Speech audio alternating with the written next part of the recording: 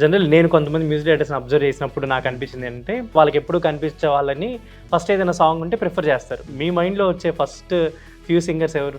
Even before RR Dhruvan అనేది start కాకముందు కూడా బై డిఫాల్ట్ తన వాయిస్లోనే వినేవాళ్ళు నా tunes. So she help me lot during the my struggle face also. అయితే అదితిని లేదంటే సాహితిని లేదంటే లిప్సికాని ఈ ముగ్గురు నలుగురినే పిలుస్తాడు. ఇప్పుడు ఉన్న సినిమాలకి వీళ్ళు సరిపోతారు కదా, అంటే ఇంకా సినిమాలు పెరిగి ఇంత రియల్ వాయిసెస్, ఇంత మంచి వాయిసెస్ ఉన్నప్పుడు తెలుగు రాని వాళ్ళ చేతనో ఆర్ఎల్స్ వేరే లాంగ్వేజ్ వాళ్ళతోనో ఇలా ఎందుకు వెళ్ళాల్సి వస్తుంది అంటారు ఎప్పుడు ప్రతిసారి మ్యూజిక్ డైరెక్టర్స్? అంటే అది ఏంటంటే మనకి సాంగ్ కంపోజింగ్ దగ్గర నుంచే ఈ ఫలానా సింగర్ వాయిస్ టెక్స్చర్కి సెట్ అయ్యేలాగా. దేవరాలో ఫస్ట్ కొరమీను సాంగ్, దావుదీవాదిరే సాంగ్ నేను పాడాను. అది ఇనిషియల్ ట్రాక్.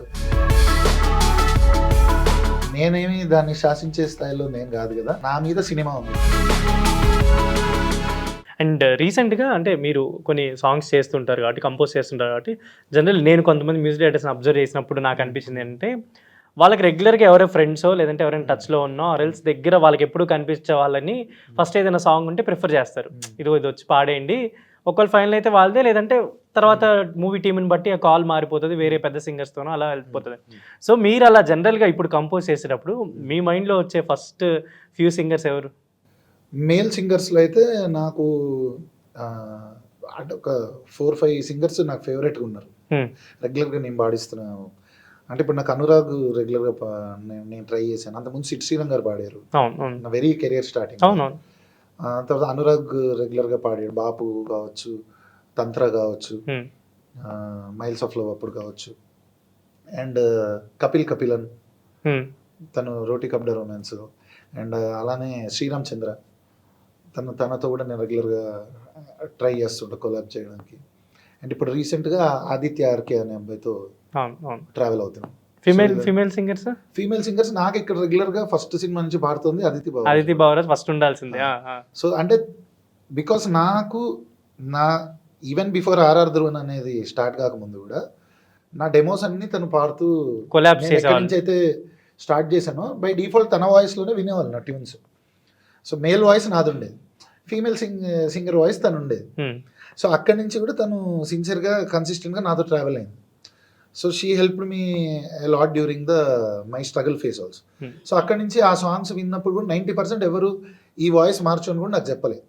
కానీ కొన్ని సందర్భాల్లో అలా తనది పాడించి కూడా తీసేసి కొన్నిసార్లు ఇప్పుడు సాహితీ చాగంటితో రీప్లేస్ అవ్వడం, రమ్య బెహ్రాతో రీప్లేస్ అవ్వడం, ఒకసారి సునిధి చౌహాన్ గారు రీప్లేస్ చేశారు.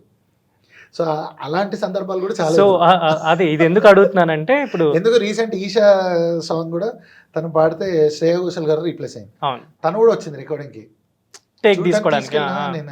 So it's all in the game. Okay, but అంటే మీకు ఫస్ట్ నుంచి ఉన్న సింగర్ అనుకుందాం, తను ట్రాక్ ఆల్మోస్ట్ పాడేసి ఒకవేళ ఆ నెక్స్ట్ సింగర్ లేకపోతే తినదే అనుకుంటారు, కానీ వాళ్ళు కొంచెం మనసు పెట్టి పాడిన తర్వాత అది ఒకవేళ వాళ్ళ పేరు మీద లేకపోతే ఏమన్నా ఇప్పుడు అదితి గారు ఏమన్నా ఫీల్ అవ్వడం ఇబ్బంది అంటే కొన్నిసార్లు వస్తాయి, బట్ ఇక it's part and parcel of the process అని తెలుసు కాబట్టి. ఏమన్నా అడుగుతారా, నాకు ఉంచుంటే బాగుండేది కదా, కొన్నిసార్లు ఎలాగో తీసేస్తావు కదా ఎందుకు అలాంటి జోకులు వస్తుంటాయి. కానీ అలా అని చెప్పి obviously we believe in the process. ఇప్పుడు నేను I'm not the solo decision maker కదా, అంటే నేనేమి దాన్ని శాసించే స్థాయిలో నేను కాదు కదా, ఉండదు. నా మీద సినిమా ఉంది, సినిమా మీద ఇంకా మేకర్ ఉన్నారు, మేకర్ లేకపోతే దాన్ని నిర్మిస్తున్న వాళ్ళు టీం ఉంటారు కాబట్టి కాన్షియస్ గా. అయితే నేను విన్నది ఏంటంటే ఇప్పుడు రఘురామ్ మ్యూజిక్ చేస్తే అయితే అదితిని లేదంటే సాహితిని లేదంటే లిప్సికాని ఈ ముగ్గురు నలుగురినే పిలుస్తాడు, మిగతా వాళ్ళని పిలవరేమో అనే ఒక మాట. ఇప్పుడు ఉన్న సినిమాలకి వీళ్ళు సరిపోతారు కదా, అంటే ఇంకా సినిమాలు పెరిగి బిజియెస్ట్ మ్యూజిక్ డైరెక్టర్ నేనైతే మేబీ ఇంకా ఎక్కువ మందిని. ఇది మీరు విన్నారా ఎవరైనా చెప్పడం కానీ?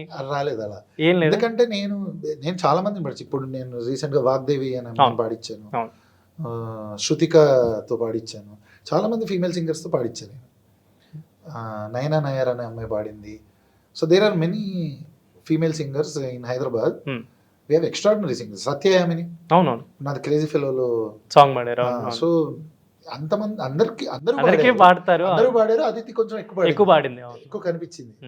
అండ్ మీరు అంటే స్టార్టింగ్ ఇనిషియల్ మీరు ఇండస్ట్రీకి ఎంటర్ అయినప్పుడు ఇందాక మనం అయితే డిస్కస్ చేసాం, చాలా మంది బ్యాచ్ ఉండేవాళ్ళు. ఇప్పుడు ఈవెన్ అనురాగ్ కావచ్చు, దీపు, రేవంత్ అంతా మొత్తం ఒక బ్యాచ్ అంతా ఉండేది కదా. దీపు రేవంత్ కూడా నా దాంట్లో సాకేత్ కూడా చాలా సాంగ్స్ పాడారు. అవును. అంటే ఇప్పుడు వాళ్ళని చూస్తుంటే, అంటే ఇప్పుడు మీరందరూ ఒక జర్నీ కాబట్టి మీరు చూస్తుండగానే అసలు భలే వెళ్ళాడరా, భలే అచీవ్ చేశాడరా అని అనిపించిన సింగర్ ఎవరైనా ఉన్నారా? అంటే నా ఫస్ట్ రియాలిటీ షో దగ్గర ఫ్రెండ్స్ శ్రీరామ్ చంద్ర, గీత వీళ్ళు కలిసి స్టార్ట్ అయిన సింగర్సే. సో శ్రీరామ్ ఇండియన్ ఐడల్ అయినప్పుడు చాలా ఇన్స్పైరింగ్గా ఉండింది నాకు. అంటే నాతో పాటు స్టార్ట్ అయిన ఒక సింగర్ నేషనల్ లెవెల్లో అప్పుడు 2010లో ఇండియన్ ఐడల్ అయినప్పుడు it was very inspiring. Later also మళ్ళీ వేరే సీజన్స్లో రోహిత్ రీసెంట్గా నేషనల్ అవార్డ్.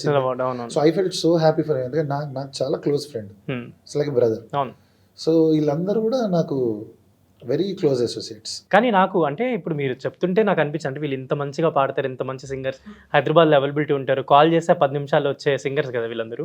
బట్ అంటే మేకర్స్ చూస్ చేసుకున్నప్పుడు మీరు ఒక మ్యూజిక్ డైరెక్టర్గా చెప్పండి, ఇప్పుడు అంటే ఇంత రియల్ వాయిసెస్, ఇంత మంచి వాయిసెస్ ఉన్నప్పుడు బట్ ఎందుకని అంటే తెలుగు రాని వాళ్ళ చేతనో ఆర్ఎల్స్ వేరే లాంగ్వేజ్ వాళ్ళతోనో లేదంటే ఒక మార్కెట్ బేస్ చేసుకోనో ఇలా ఎందుకు వెళ్ళాల్సి వస్తుంది అంటారు ఎప్పుడు ప్రతిసారి మ్యూజిక్ డైరెక్టర్స్? అంటే అది డిపెండ్స్ ఆన్ ద, అంటే అది ఏంటంటే మనకి సాంగ్ కంపోజింగ్ దగ్గర నుంచే ఈ ఫలానా సింగర్ వాయిస్ టెక్స్చర్కి సెట్ అయ్యేలాగా చేసుకోవడం ఒక పద్ధతి. కొన్నిసార్లు ఏంటి అంటే అది మార్కెట్ వైజ్గా ఇప్పుడు డిఫరెంట్ టెక్స్చర్స్ కొంచెం తిని పాడితే ఒక మనకే ఏదో ఒక యూనిక్గా అది ఆ టైంకి క్లిక్ అయినట్టుగా మనకి ఇప్పుడు అంటే అలా మాట్లాడుకుంటే ఇప్పుడు మిత్రమండలి అనే సినిమాలో జంబర్ గింబర్ల సాంగ్ ఉంది. అది యాక్చువల్లీ నేను నకాష్ అజీజ్ గారితో పాడించుకొచ్చాను. అంతా అయిపోయాక మళ్ళీ నా వాయిస్లో రిలీజ్ చేశారు అది. సో అలా నేను పాడించిన మనవి రీటైన్ అయిన సందర్భాలు ఉన్నాయి. ఇప్పుడు ఇదే సాంగ్ ఇప్పుడు ఇదే నకాష్ అజీజ్ గారిది ఇప్పుడు దేవరాలో ఫస్ట్ కొరమీను సాంగ్, దావుదీ వాదిరే సాంగ్ నేను పాడాను. అది ఇనిషియల్ ట్రాక్ పాడాను.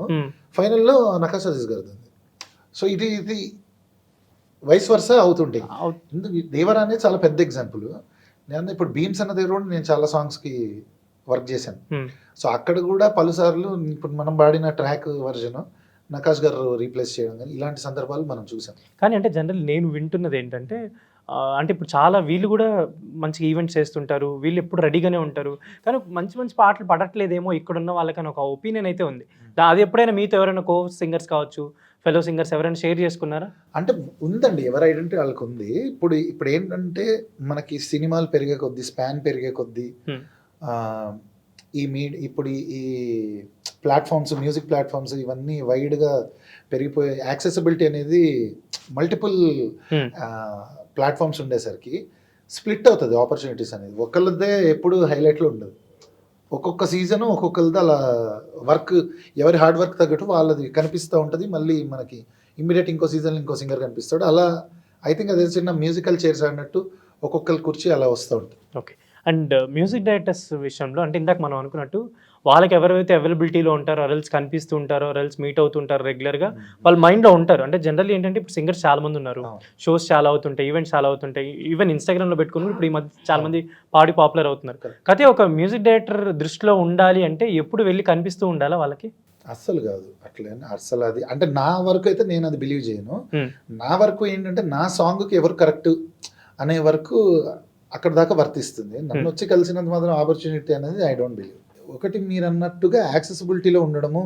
ఎందుకంటే ఇప్పుడు బేసిక్గా ఒక సాంగ్ క్రియేట్ చేస్తున్నప్పుడు స్క్రాచ్ దగ్గర నుంచి, అంటే ఫస్ట్ దాన్ని ట్యూన్ పుట్టినక్కడి నుంచి అది మొత్తం ఫైనల్ అవుట్పుట్ బయటకు వెళ్ళేదాకా number of hours, number of days work ఉంటుంది.